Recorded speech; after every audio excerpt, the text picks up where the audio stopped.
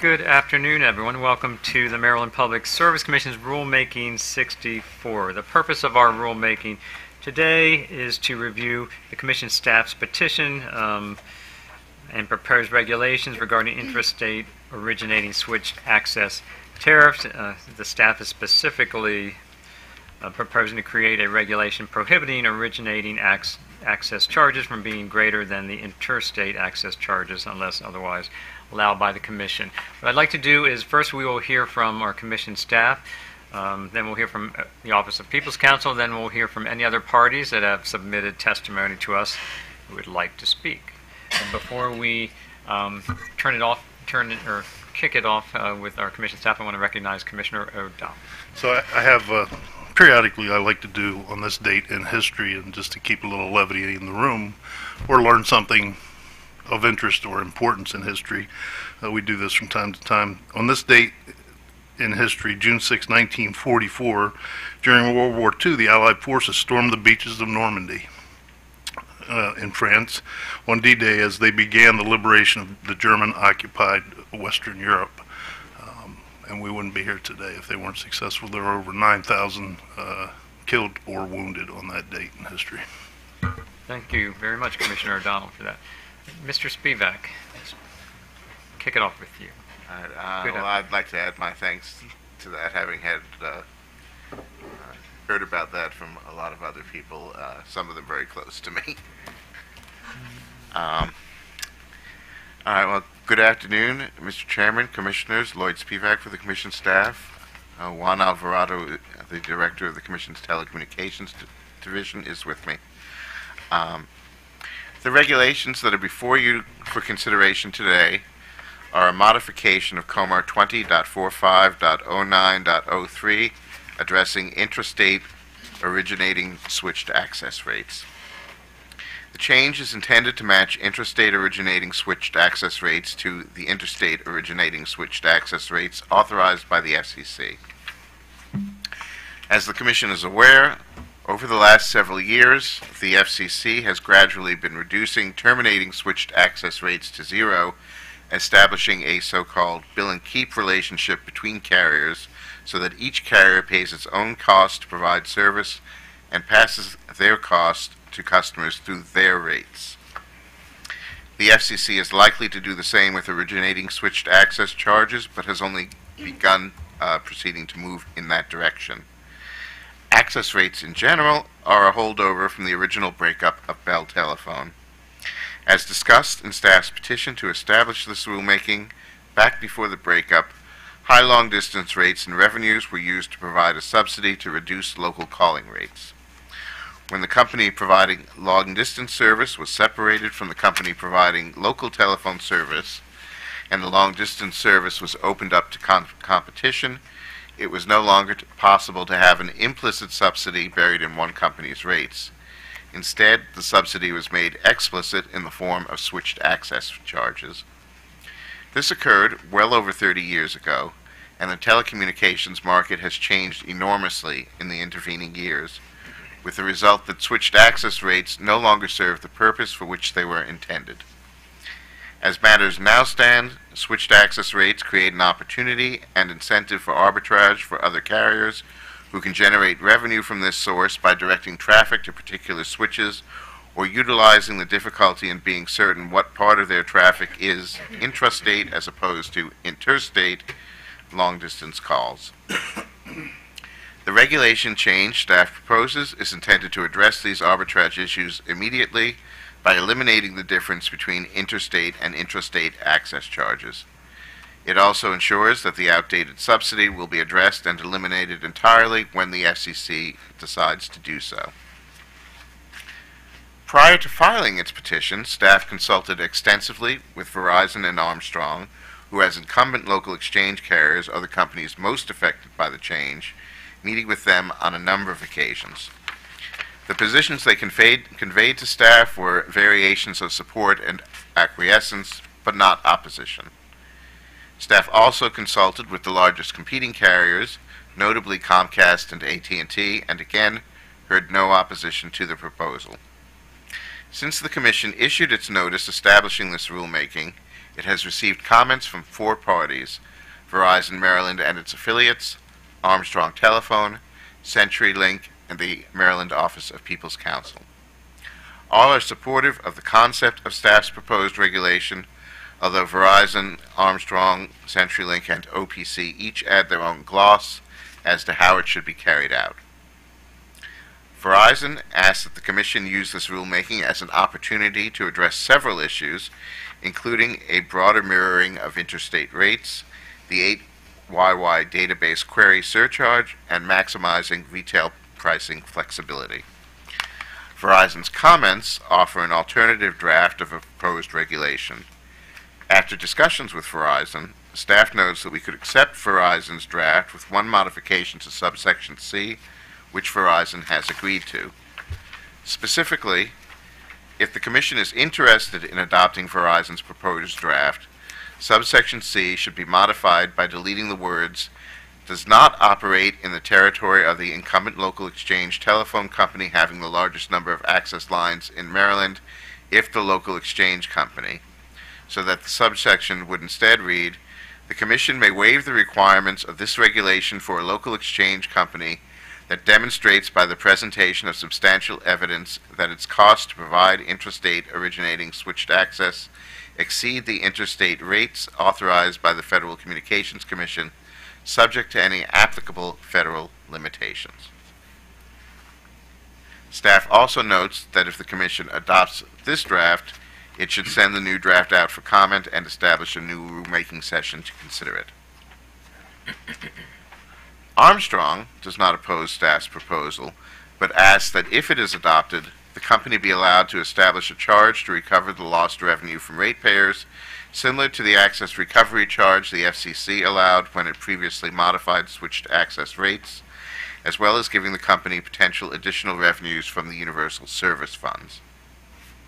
CenturyLink generally supports the intent of staff's petition, but suggests that the Commission should defer action until the FCC acts. OPC is also supportive of staff's proposal, but does not believe that any rate rebalancing should be done outside of a rate case in Armstrong's case, or outside of a broader consideration of Verizon's price cap plan, or A4, in Verizon's case. With respect to rate rebalancing, staff notes that for Verizon, the company is free to do as it wishes within the bounds of its existing price cap plan. To the extent that this is insufficient, OPC is correct that consideration of changes necessitated by the proposed regulation should take place in the context of a broader evaluation of modifications to the price cap plan. For Armstrong, staff is open to providing relief, but does not believe it could or should be done in the context of this rulemaking. Armstrong is free to file a rate case, an alternative form of regulation proposal, or even for an ARC similar to what the FCC did. It is up to Armstrong as to how and when it seeks relief, but the Commission could and quite possibly would stay the application of the regulation pending the outcome of any such request. As far as waiting for the FCC to act, the Commission can certainly do that, but that would prolong the existence of a subsidy that no longer serves its intended purpose, and would also prolong an arbitrage opportunity that distorts the telecommunications market. And that concludes my opening comments, Commissioners. All right, thanks. Let's go to questions for our staff first. Mr. Spivak, in terms of staff position regarding Armstrong's proposal, that staff would be willing to, would agree with staying the application of the regulations until Armstrong's rate case. Procedurally, how would that work? I think Armstrong would have to file a petition either for a rate case or for the alternative form of regulation, or the ARC, and ask in that petition that the application of the regulation to its charges be stayed pending the outcome of this proceeding. And I think that's all that would be necessary, and the Commission could grant that at the outset of the case. And secondly, in terms of Verizon's proposed language, which staff would have some proposed edits to, you mentioned the need for a second round of comments and a second rulemaking. Would the better approach, if the Commission wanted to do that, be to have staff file a new proposed regulations? It could be done either way. We'd certainly be willing to do that, and it would be, the one thing is you already have a rulemaking docket established for the consideration of this issue. So if the Commission believes that Verizon's draft is superior, or at least should be given further consideration, then there's not really a reason to open a new rulemaking. Well, I wouldn't want to open a new rulemaking, but couldn't staff, I mean, in the past, staff has submitted substitute or revised regulations within the same docket. And we could certainly do that, Mr. Chairman. All right, thank you. Who wants to start? Well, we start with Commissioner Linton, and we'll work our way down. Thank you, Mr. Chairman. Good afternoon, Mr. Spivak. Good afternoon, Commissioner. Has the staff had an opportunity to work at all with Armstrong regarding the potential filing of a rate case in the near future? Perhaps in their comments they noted that it was an expensive process for them as a smaller company here in Maryland. And I know for some of our water companies we have streamlined rate cases. Is there something? Is there ways? Have we discussed ways to help them streamline a potential rate case in the future? Well, there is no legal provision for doing that necessarily, but that said, with respect to that possibility and whatever assistance we can or might be willing to lend them, I'll let Mr. Alvarado speak to that. Good afternoon, Commissioner. Armstrong and staff met on several occasions, at least once in person here at the Commission's office, and this topic came up. Armstrong has not increased his rates in, as far as I can tell, it's hard to tell because it's been a while, but as far as I can tell, 36 years. And so part of the problem is that obviously their rates are not cost-based at this point. And so we have been very open with Armstrong that we're willing to talk about alternatives, and we've asked them to provide us with alternatives. They haven't done so yet with ideas of how we could rebalance their rates. Obviously we could do a rate case. They could come in for an alternative form of regulation. The idea of an ARC is certainly something that should be considered. And if the Commission does accept these new rules, then Armstrong, because there's a waiver provision in there, they could ask for at least some type of partial waiver, in the sense that for a short amount of time, please don't make us apply these rules until we can come up with a way to recover our costs. And I think that Armstrong would agree that we've been incredibly open to helping them do that. Of course, it has to come from them. But we've been in talks, substantial talks about this over the years, in fact. So is it your impression that I don't know if a representative of the company is here today, but is it your impression that they are interested in following up with that, perhaps making some proposal in the near future? So there is a representative of the company here today, and he is a consultant with whom I've worked before many times, and he has expressed that. But furthermore, we spoke directly to the president of the company, who's very interested in doing this, and so he has in the past expressed an interest in how can we get the rate relief that we need. Okay. The part of this issue is that, of course, what they're doing is subsidizing part of those rates with this, and so obviously that's not ideal in any way, shape, or form. We want them to actually be able to charge the rates that they should be charging. So. Right. Well, and that's kind of where I was going with this. Is there's clear not just the subsidization question, but any waiver has to match with from a timing perspective, with the adoption of the regulations. So we wouldn't want a waiver to extend for an extensive period of time while a subsidization is occurring if there isn't at least the potential of a proposal coming in the near future. Yeah, I mean, so that's why I was curious to see if the company at least has some real interest in I think something. The way I see it is that if the Commission implements this, it's got to be implemented at the same time for all carriers. So you would probably issue a date by which they have to file tariff revisions reducing that rate, much like the FCC has done. And so if that happens, then at that time, Armstrong would say, "Can you know, at that time when they are supposed to reduce the rates, they would say, okay, well, we want to change the rates in this manner, whether it is by filing a rate case or whether it is by filing an A4 or whatever it is." At that time, they would have to do that, and we're certainly working with the company to make sure that if this does get approved, that they can do that in an effective manner that's not going to compromise them financially. Thank you. Thank you, I mean, Mr. Chairman. Just to add, I mean, not only is there the issue of the amount of money that might be taken away from the company because of this, but I mean, Armstrong suggests in its filing that their financial issues extend far beyond this particular subsidy, and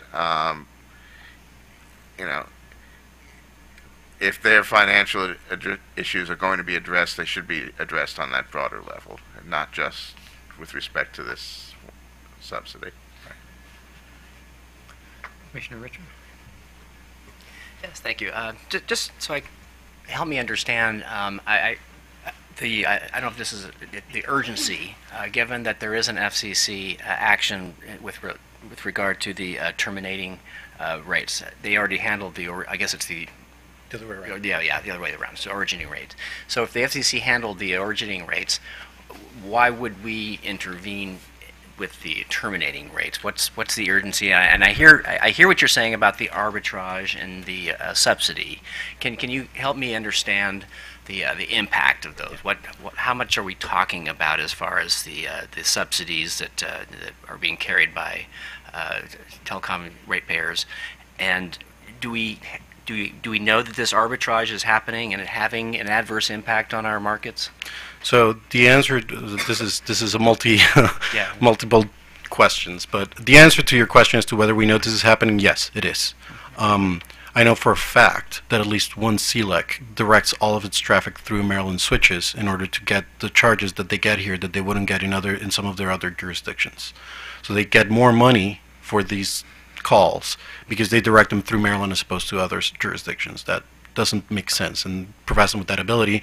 When informed that this was going to happen because of this rulemaking, their answer is, well, we'll just reroute it and go through a different state that actually allows these charges. So this does happen currently. The issue with the FCC, and I would like to make 2 points on the FCC. The first one is that they just opened a comment period. Last time they did the terminating access, they opened the comment period in 2008, and it wasn't until the end of 2011 when this actually got instituted as a rule at the FCC. And then what the FCC did was tell the states to implement it. What we're doing right now is kind of like jumping ahead and saying, okay, we're going to implement it right now at the state level. We are doing exactly what we did for the terminating at the state level. The only difference is we're getting ahead of the FCC schedule, and we don't know what the FCC is going to do. So we don't know if the FCC is actually going to go through with this at this point or not. But we're getting ahead of the FCC schedule, and we're solving it right now. I think that there was an argument to be made about resources, but I mean, we've already put this forward. We're already here. We already are ready to move forward. We've already spoken with all the companies about this. The companies know what's going on, and so that's kind of where I stand on that. Okay, and the other is just the I guess the net impact on the customer. It sounds like the way I'm reading this, the revenue stream that we are proposing to I guess take away will just be replaced by direct charges to the customer. So what is the overall benefit to a Maryland telecom customer from this action? So what's going on here is that what you have is an implicit subsidy, right? So your telephone service is lower because we're subsidizing with these switched access rates. What is really ideal here is to have an explicit subsidy, which already exists. So in the past, that explicit subsidy didn't exist. Now it does. We have Lifeline that pertains to cell phones and all that stuff. So what this will do is it'll likely incent those people who are being implicitly subsidized to seek out the explicit subsidies. And so they're going to go out, there's going to be more people who are going to go out and actually ask for the Lifeline program, which is what we desire to do for many reasons, because it's funded by the federal government, because it is the best way of assessing who's getting the phones, how they're getting them, and to keep control of accurate costing when it comes to low-income telephone service. So what we're asking to do here, and this is the argument, is we want to replace this implicit subsidy with an explicit subsidy that, by the way, already exists. So we don't really have to do anything there. Okay, so for people who qualify for the Lifeline, this could potentially be a benefit, but for everyone else, it would just be, a wash. Is that? Yeah, I mean, it's because this is telecommunications, and these are not rate return regulated companies. It's hard to tell where the costs and all the subsidies are, right? So I don't know what impact this is going to have on rates for Verizon and the CLECs. For Armstrong, it's a little bit clearer because they're rate of return regulated currently. So might it result in an increase in basic local telephone rates? Sure. There are competitive pressures out there, so I'm not sure how much they can do that. Those competitors are currently paying into that subsidy, so what could potentially happen is that a company like Verizon might have to increase rates at a faster pace than they would have otherwise, and a company like Comcast or like AT&T might be able to increase them less than they would have otherwise, because the money's, instead of paying it to Verizon, they're able to keep it and use it to provide their service at cost. Okay, thank you. Commissioner O'Donnell? Thank you, Mr. Chairman. These two NOPRs that are on the agenda tomorrow at the FCC, do they both have the potential to affect these switched access rates? My understanding is yes. Both of them do? Yeah, the potential. And did I understand you to say, Mr. Alvarado, that tomorrow only begins the comment period on both of those NOPRs? The comment, well, on May 17th, they issue a request for comment. Okay, what happens tomorrow at the proceedings in their open meeting? I don't think that the comments are due yet, although I might be wrong about that. I can't recall. What happens tomorrow at the open meeting of the FCC? Because I'm not familiar with their proceedings. Well, on the agenda. My understanding is they're going to discuss the issue. They're going to discuss. I don't know what that means per se, but that's my understanding. Okay, and you think that there could be a protracted period of time before they're acted on at the FCC? Last time it took 3 years, a little bit over 3 years. Yeah. So do we know what the caps are now without that action? The caps on what, I'm sorry? The FCC rate caps. Oh, we know what their current rates are. Well, we could tell what the current rates are. I don't know them off the top of my head because they vary depending on what type of an ILEC you are, what type of a company you are. Here's where I'm going, and I'm not sure, I just don't understand how this works because I'm not very familiar with this.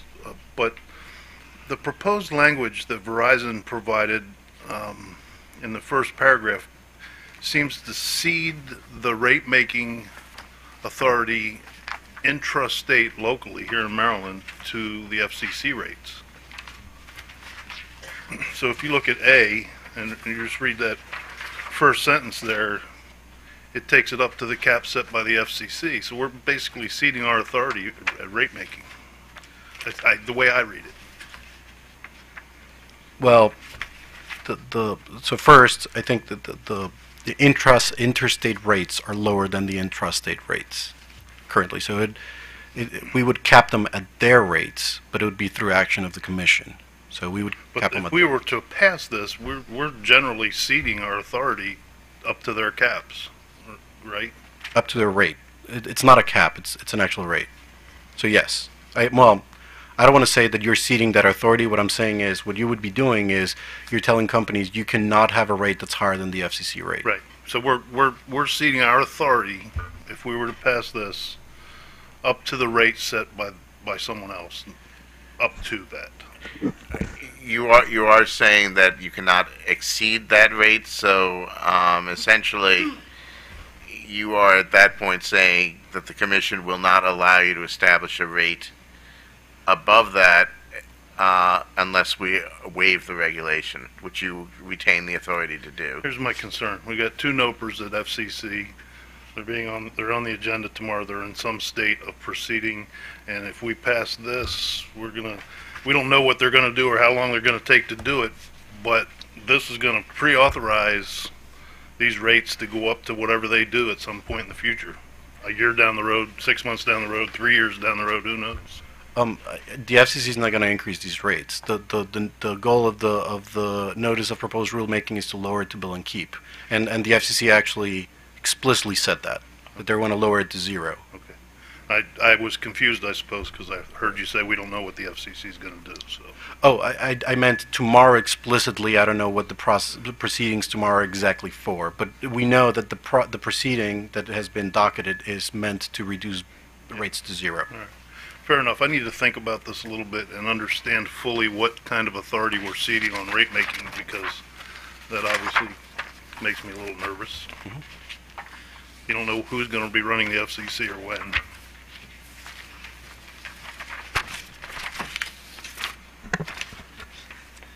So a couple of technical questions. Mr. Spivak, you said we should act now because if we don't, the arbitrage and the subsidy will continue, and that we shouldn't wait. But isn't that going to happen anyway if we were to act and Armstrong, had to file a rate case? We don't know when they would do that, so we would be maintaining that same arbitrage and subsidy up until Armstrong did something. Is that right? Well, if Armstrong is going to seek relief, they would need to do it on or before the date when the commission establishes for everybody to file modified rates.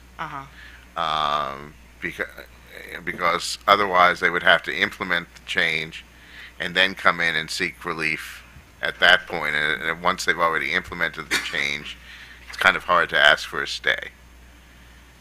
Right, but they're still, we're still kind of in the same boat of waiting until Armstrong does something.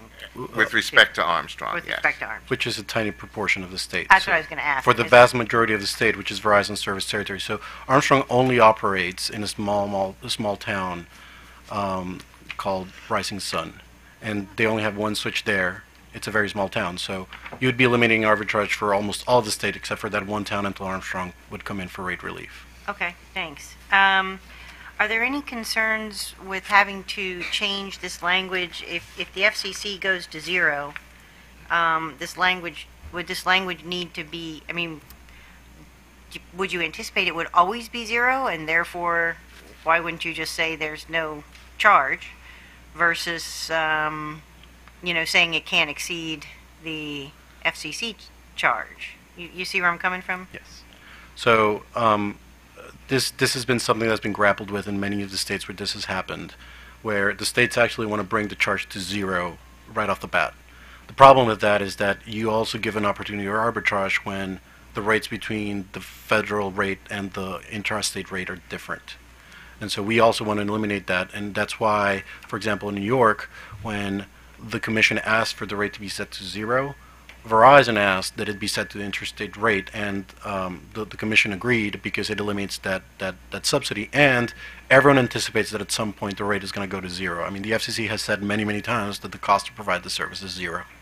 And so the FCC has a long history. I mean, this is a decade-long history of them agreeing that this needs to be reduced. In the past, they've said that they haven't done it because of monetary issues. They don't have the resources, but which Well, is I why guess we I'm just try trying to understand if you're setting a rate at zero, why don't you just eliminate the rate, right? I mean, instead of, I'm kind of like, okay, we're setting a rate and we're setting it at zero, and we anticipate it's always going to be zero. Yeah, it's a complex thing. So they've never really set it at zero. They set it at what they call bill and keep, which means that there is a rate, and we charge it, but basically you don't pay it, and we do the same. And then everyone's just kind of like Okay, so it's made not whole that really way. zero. Right. There's Okay. something in there, but we just, instead of charging you, we just keep our costs, and you keep yours, and we just pay for each other's Okay. costs. All right, so that's where I was Yeah. kind of like setting it at zero is different than sort of Then bill and keep, yes. bill and keep. It Okay. effectively is the same thing, but technically it's not. But technically it's not, right? Yeah. That's what I was trying to get my head around. Okay, thanks very much. Anything else for staff? All right. Let's hear from the Office of People's Counsel next. Ms. Ron. Thank you, Your Honor. Anna Ryan on behalf of the Office of People's Counsel. I think staff did a wonderful job of summarizing our position, so I'll try not to be repetitive and to address some of the concerns that I've heard from the bench today. I'd just like to reiterate that OPC's main concern with regard to this rulemaking is that any impacts on retail rates be conducted in the appropriate setting and in the appropriate docket for those kinds of proceedings. For example, Verizon did state that it was interested in having greater retail flexibility, and OPC is firm in our position that that does need to be handled in a proceeding about Verizon's alternative form of regulation, rather than as part of a rulemaking about intercarrier compensation. And with respect to Armstrong, again, we would say that any changes to the retail rates need to be handled in a proceeding designed specifically to that, and staff proposed 3 options: either the rate case, proceeding on an ARC charge, or an alternative form of regulation. And while any of those would work and would allow an opportunity to address specifically the, changing in finances as a result of this specific rulemaking, we would note that it has been a very long time since Armstrong has had a rate case. A lot has changed. We've been working in other contexts to address changes that have happened since rate cases, such as the Tax Cuts and Jobs Act. So there are a lot of different moving pieces right now that haven't been looked at with respect to Armstrong's rates, and OPC would suggest that a rate case would be the most appropriate at this point in time. However, we are also cognizant of the cost of a rate case, and particularly for small utilities, rate case expenses tend to be disproportionately burdensome on the customers of that utility. So that is something that we are cognizant of, both the need to have a sufficiently thorough proceeding to make sure that any resulting rates are just and reasonable, but at the same time doing so in a way that doesn't unduly burden Armstrong's customers. So those are things that we would like to keep in mind as we're moving forward on how this will affect Armstrong's customers. And I just wanted to add a little bit more information regarding the status of the FCC proceedings. What's in front of the FCC right now is a notice of proposed rulemaking and a further notice of proposed rulemaking. Neither of those have been issued yet. What the FCC will do tomorrow is vote on whether or not to issue those. Once the FCC takes that vote, assuming they vote in favor of issuing those, then they'll be published in the Federal Register. And written comments will be due 21 days after that. So this would really be the very beginning of the official process of the FCC's consideration of these issues. And it can take a long time for this to be worked out. But this has been coming. The FCC, when it went through the Connect America Fund proceedings in 2011, indicated at that point in time that it was going to be visiting the idea of reducing originating access charges to bill and keep. So this is something that's been expected. We've all basically known it was coming. It was just a matter of when it was coming, and now the FCC is actually starting to take those first steps. And that's the comments I had. I'm happy to answer any questions. Thank you, Ms. Ryan. I appreciate your comments today and your testimony. So just to follow up on the FCC procedural schedule, is it still OPC's recommendation then that the Commission should postpone consideration of this rulemaking until the FCC has concluded its proceedings, recognizing that could be 3 years from now? I'm not sure that we have a recommendation either way. I think it's something to be cognizant of, to take into consideration. Do we want to adopt rules here in Maryland that defer an issue to the FCC when we still don't know exactly what the FCC is going to do? We have a clue. They've been talking about it for years, so it's not a complete unknown. But if we're going to change our rules, how much do we want to try to sort of guess what's going to happen? And of particular concern to OPC is if this is going to impact retail customers' rates, we need to make sure that we have mechanisms in place so that the consequences of whatever happens as a result of the FCC's gradual change to bill and keep can be addressed in an open and fair manner for customers. Thank you. Appreciate that. Questions for Ms. Ryan? Commissioner Richard. Maybe you did touch on it, but did you have any specific comments on the Verizon proposal? Were there other issues? I mean, if we were just to send back, ask staff to go back and just revise the proposal and go ahead and incorporate everything that Verizon has suggested, do you have a position on that? No, I think Verizon's proposed modifications were consistent with what the Commission staff initially proposed, and with the additional modification that was offered this morning by staff and Verizon, OPC finds that language to be just as good as what was initially proposed. So we would be fine with that. Okay, thank you. Commissioner O'Donnell. Thank you. I appreciate your testimony, Ms. Ryan. I'm really trying to understand this. It's a little confusing to me. So if we pass this language, and bear with me if I'm not asking this right, if we pass this proposed language in a rulemaking process, we're authorizing these carriers to go up to whatever the rates are set at the FCC, right? Is that right? Up or down, and in many cases it would be more likely to be They down. couldn't exceed Right. the rate set by the FCC. Let me say that more precisely. Okay. So now let's assume we do that, and then somewhere down the road, the FCC acts on these NOPRs, and they make regulation, and they bring, as Mr. Alvarado said, they bring those federal rates down below where someone may have gone up to that limit. Now what happens to the local rates? Do they have to automatically come in and come down, or what happens there? Well, I think this is why it's a little hard to predict, and this goes back to what staff was saying about explicit and implicit subsidies, because the way these rates are structured aren't necessarily related to costs. And so there may be some increased costs for companies that are not collecting these access charges. But given that some of these access charges are coming from out-of-state companies, and through those arbitrage schemes, some of these costs simply may not exist after that. That's not what I'm asking. I'm trying to understand on a different level, and I'm probably not asking it right. Sure. So say we pass this language, and we say you can't exceed the federal rates. That's what that language says in paragraph A. Yeah. Now, someone goes up to those federal rates, and they're there. Now, the feds act, and their rates come down here, or zero out, or do something. What happens to these local rates? Not cost-based, but based on the language we've passed into COMAR that says you can't exceed the federal rates, and they're in exceedance because the feds have acted and lowered the rates. What happens? They would have to go down to mirror the How federal. would that happen? By what mechanism? Automatically, without action, without proceedings? I would presume they would file tariffs. So it would be through a tariff filing. Okay. If I might, Commissioner, I would second that. Simply judging from what happened with the terminating switched access rates, first of all, I note that the FCC actually essentially required the states to mirror their rates.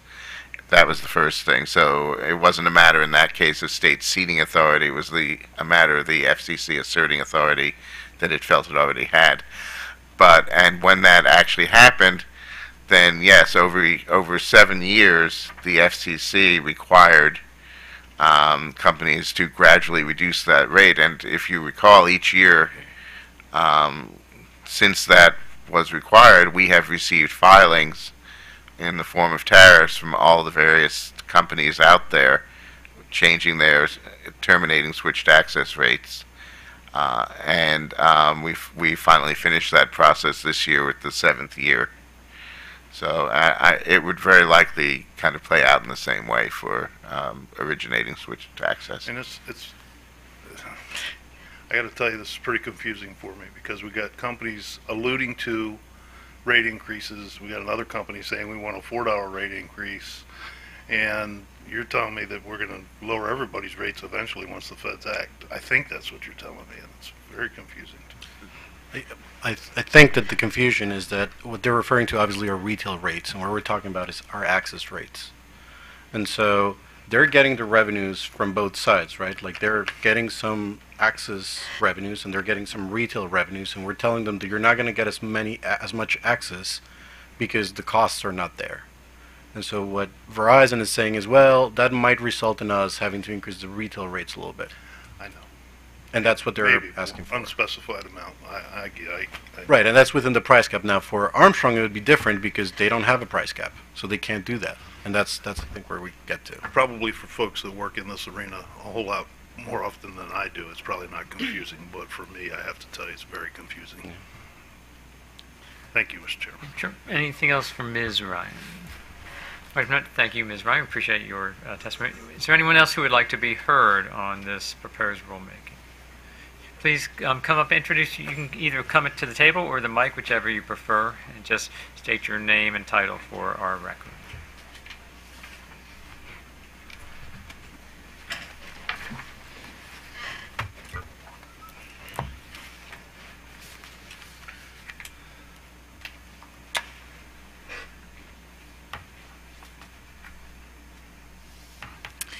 So, good afternoon, Mr. Chair, members of the Commission. My name is Latara Harris. I am the Regional Director for External and Legislative Affairs for AT&T. Really happy to be with you on what seems to be rare sunny days in Maryland. But I did want to offer a statement in regarding this issue. AT&T supports the proposed rulemaking. The staff has correctly laid out the history of access charges and the need for reform. Access charges are a vestige of the monopoly era. There is no reason to maintain the current disparity between intrastate and interstate originating access rates, which are no longer appropriate in today's highly competitive telecommunications market. The Commission does not need to and should not wait for the FCC to act.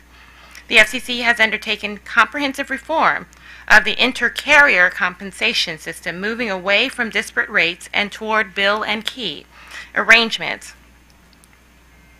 where carriers exchanging traffic do not charge each other for transport and or termination functions or services.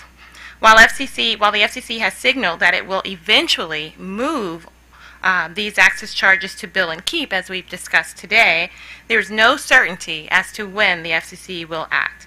In the meantime, the FCC has acknowledged that state commissions remain free to address intrastate access charges. In fact, the proposed regulation is a natural and important next step for Maryland towards stated FCC goals. Maryland should join the other states who have already done so, like New York and New Jersey. Finally, AT&T has reviewed Verizon's comments and concurs with the rate element clarifications to the proposed regulation which were suggested by Verizon. Thank you. Thank you, Ms. Harris. Appreciate that. Any questions for Ms. Harris? Thank you very much. Thank you. Anyone else who would like to be heard on this proposed rule?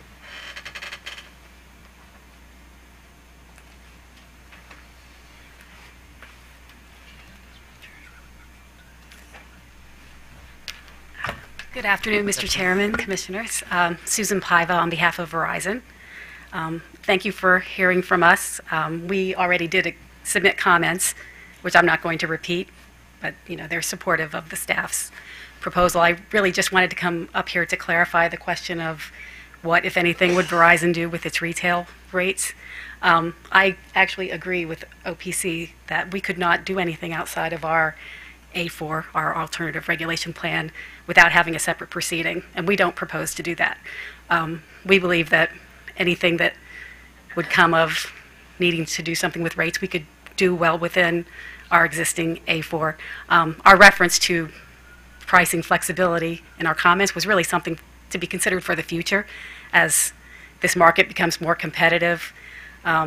Eventually, we may need to address that in the proceeding, but it's not something that we are saying needs to be a condition of what the staff is proposing here today. So, and I think if you saw the proprietary version of the staff's petition, you saw what the impact financially would be on Verizon Maryland LLC, which is the ILEC that has the A4. We also submitted our comments on behalf of our CLEC entities too, and for CLECs, they operate in a competitive market. The rates are not regulated. The market will sort out whether rates will go up or down, because this is very complicated, and there are also cost savings for the carriers that are paying these charges right now. And to the extent even Verizon ILEC's rates are driven by the competitive market, that will influence whether we bring our rates up and down. That's something that's hard to predict. It kind of plays out in the market, but I just wanted to make clear that we're not proposing any specific changes to our A4 or specific rate increases as a condition of the staff's proposal. Thank you, Ms. Pavia. Any questions for Verizon? Not. Thank you very much. Appreciate your testimony. Okay. Well, the proposed rule is before. Oh, Please, sorry, didn't see you, please. Stood up very slowly. No, please state your name and title for our record. Sure. Good My name is afternoon. Jerry Wykel. I'm a consultant here on behalf of Armstrong Telephone. Thank you, Mr. Chairman and Commissioners, for having this rulemaking. Thank you for this chance to speak. Commissioner O'Donnell, you raised some good points about this is confusing. It is. I've been in this industry for more than 30 years. It's not something you go home and tell your neighbors about. I don't think any of us who are going to go home tonight and knock on the neighbor's door and say, hey, we talked about originating access charges today. It is arcane. It's nuanced. What the FCC is doing, yesterday they did release proposed rules to deal with access stimulation.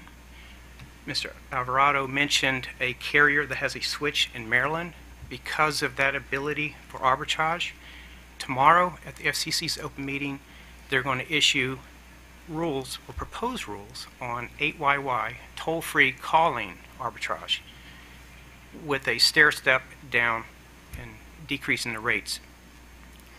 We know that terminating rates are going down. Armstrong, as a rate of return company, still has a terminating local switching rate until July 2020.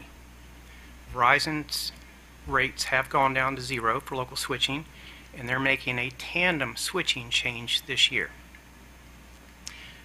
Armstrong's originating access rates, the intrastate rates are almost double the interstate access rates.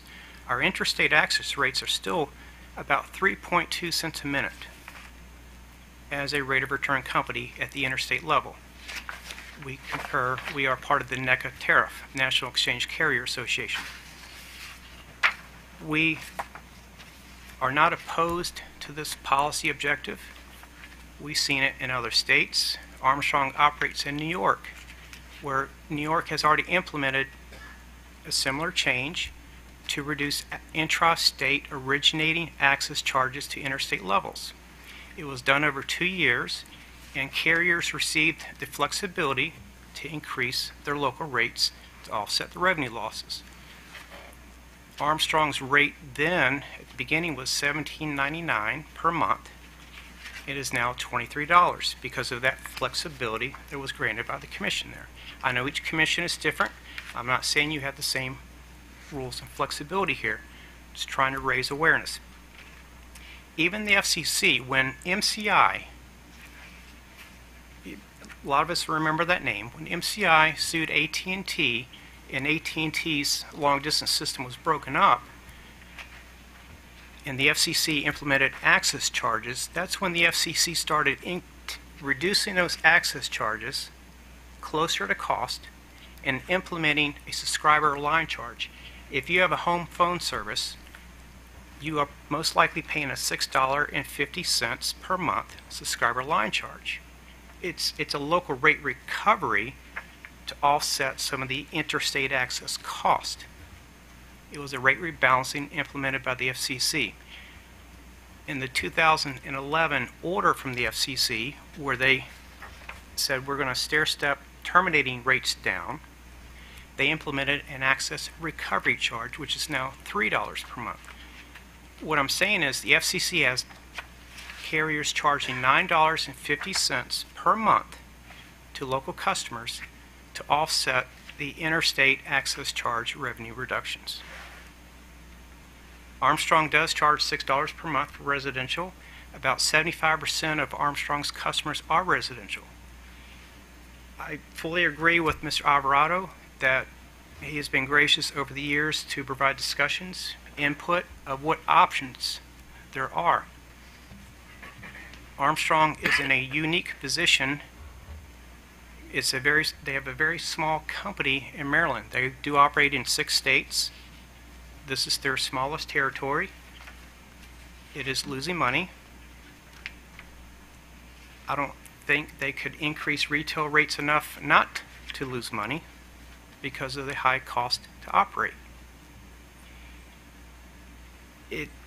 Even with an alternative form of regulation in hearings, that would still be in Armstrong's opinion, a lengthy process and an expensive process that may not guarantee them the ability to stop losing money.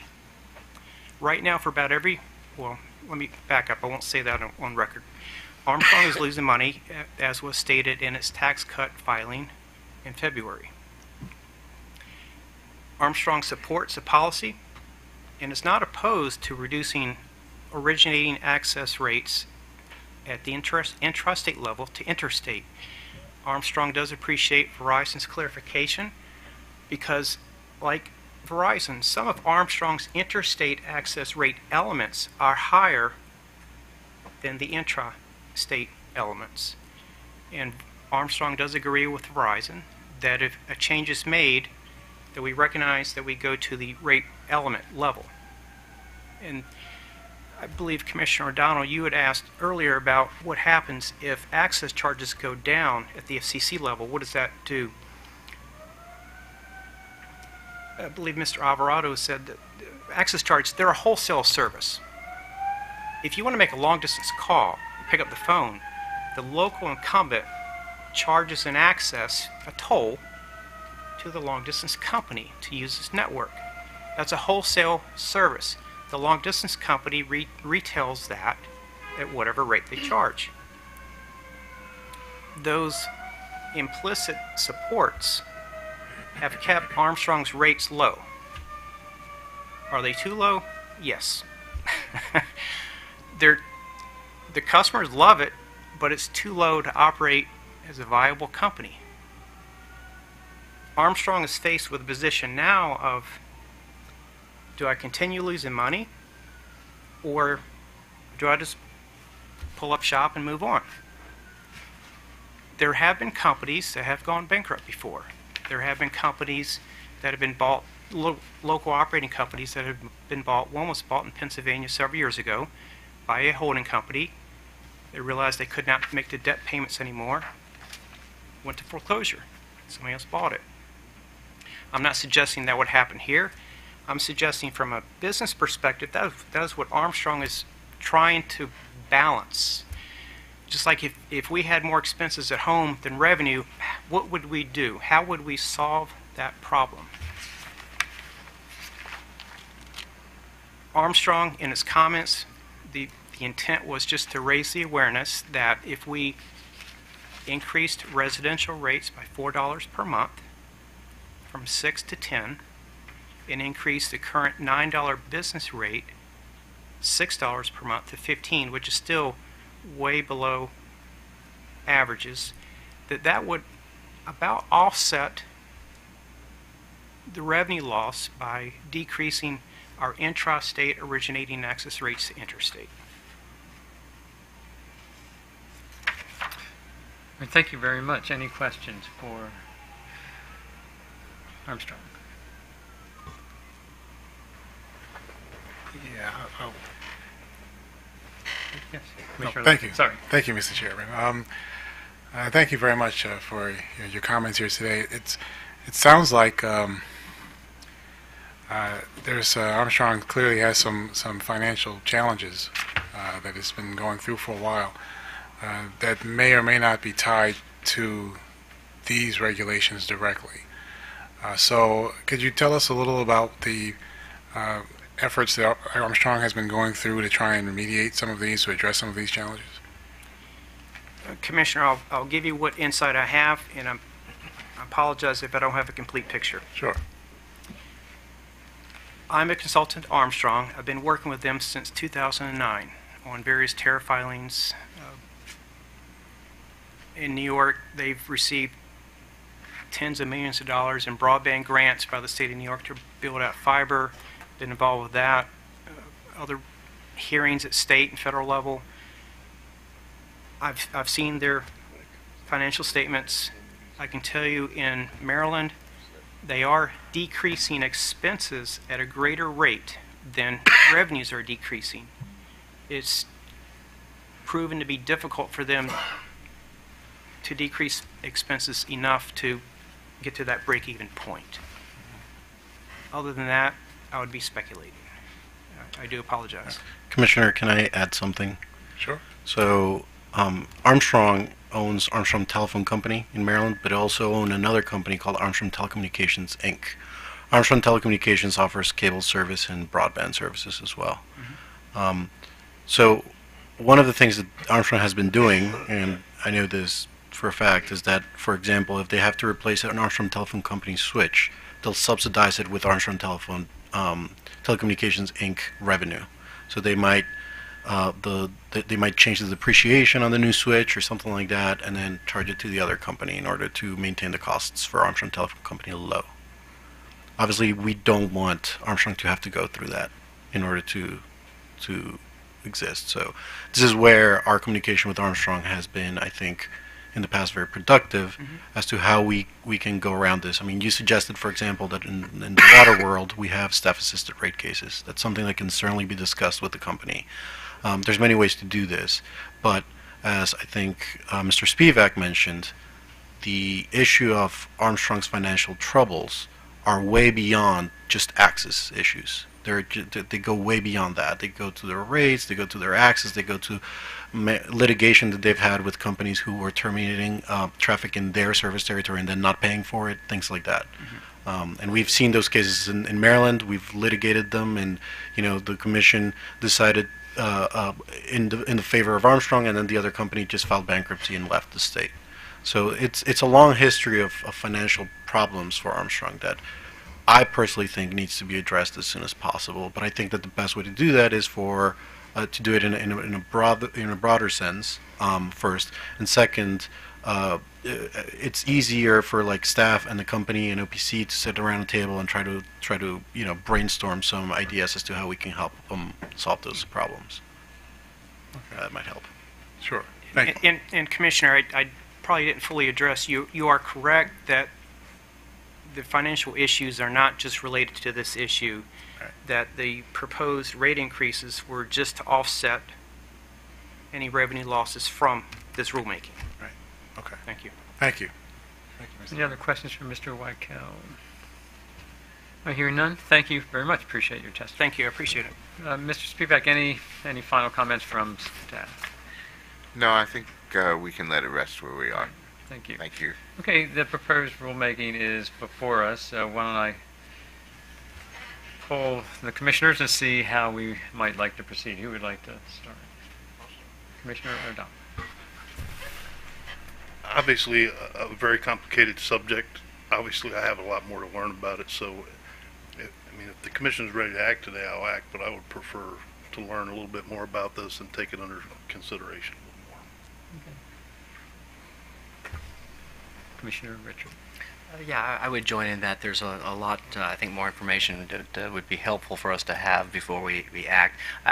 It sounds like it would be good procedure if we could allow staff to maybe reintroduce or, I guess, send in an amended proposed rulemaking too that incorporates the Verizon suggestions, recommendations, and then also it'd be great to actually go back to the companies and see if we can get comments that are more supportive of the direction we're going, and it would also be great to hear exactly how we would how we would go about making Armstrong whole in this circumstance, whether it's they are agreeing to a rate case or some alternative method. So that would be my preference to go ahead and do this another day.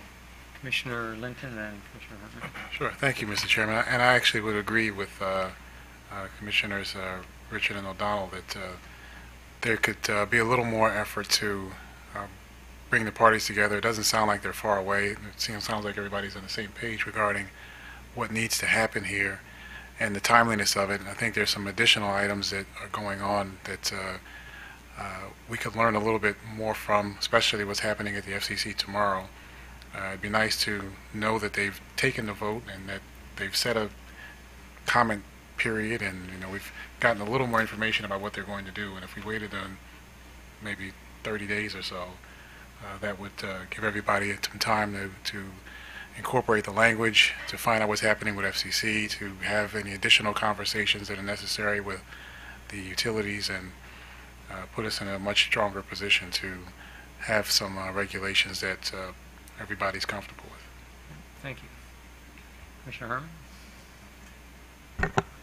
Thank you, Mr. Chairman. I'm in agreement. I don't feel like I'm ready to act today on these regulations, and I think that we've already heard that they would need to be refiled anyway with the revisions to based on the changes from Verizon. So I think, and I agree with Commissioner Linton that it would be good knowing that the FCC is meeting tomorrow to hear what they had to say, but I'm not necessarily suggesting that we wait until the FCC concludes its process with this either.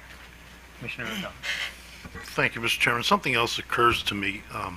Sometimes when, for instance, the FERC is considering a rulemaking process on an issue, we will submit or weigh in as a commission on that.